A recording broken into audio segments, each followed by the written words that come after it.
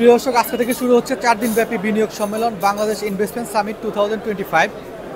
দেশে বিদেশি বিনিয়োগ বাড়াতে এবং বিদেশি বিনিয়োগকারীদের সাথে দেশি বিনিয়োগকারীদের কানেক্ট করতে এই সম্মেলনের আয়োজন করা হয়েছে।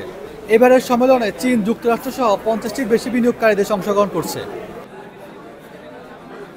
আচ্ছা, মোর হচ্ছে কোয়ার্কিং স্পেস একটা বাংলাদেশের leading coworking space since 2015 and আমরা হচ্ছে এই ইভেন্টের strategic partner and we have launched Infusion X Morely Fund to facilitate the startups, local startups. So আমরা বিলিভ করি যে আমরা যদি লোকাল যারা আছি তারা যখন এগিয়ে আসবো বাংলাদেশের স্টার্টআপকে ফ্যাসিলিটেট করার জন্য, বাইরের থেকে মানুষও কিন্তু এটাতে ইন্সপায়ার হবে।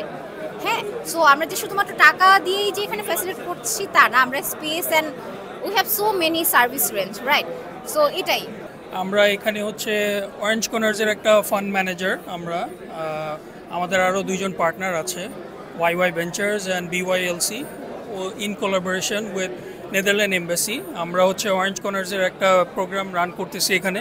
সো এখানে হচ্ছে আমাদের বিভিন্ন প্রোডাক্ট আছে অ্যান্ড আমাদের পোর্টফোলিও কোম্পানির কিছু প্রোডাক্ট আমরা এখানে শোকেস করতেছি। অ্যান্ড তার মধ্যে যদি আমি একটা জিনিস একটু হাইলাইট করতে চাই, যে সেটা হচ্ছে যে জাদু পিসি। এটা হচ্ছে একটা আপনার মিনি কম্পিউটার বলা যায় বা portable computer.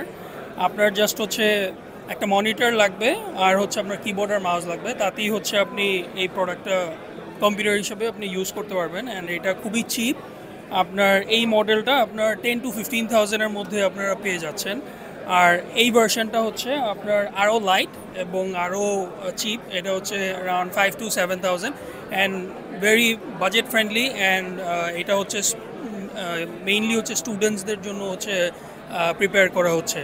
Well, I'm Oscar Ramos. I'm a managing general partner of Orbit Startups, a global venture capital fund investing in the emerging markets in the global south, in emerging Asia, in Africa, Middle East, and Latin America, working with companies that digitize traditional industries to be able to achieve more productivity, support economic development, and then also make sure that the impact of climate change is minimized in population in emerging markets, but also there's some level of adaptation as the economies grow and the consumption and carbon footprint expands.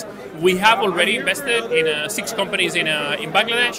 I'm here because we're working on a few more interesting opportunities and because we want to continue working with the ecosystem, both supporting our existing companies on their expansion across the world and within the country, but also working on partnerships that will enable us to build from the early stage more startups that can digitize traditional industries.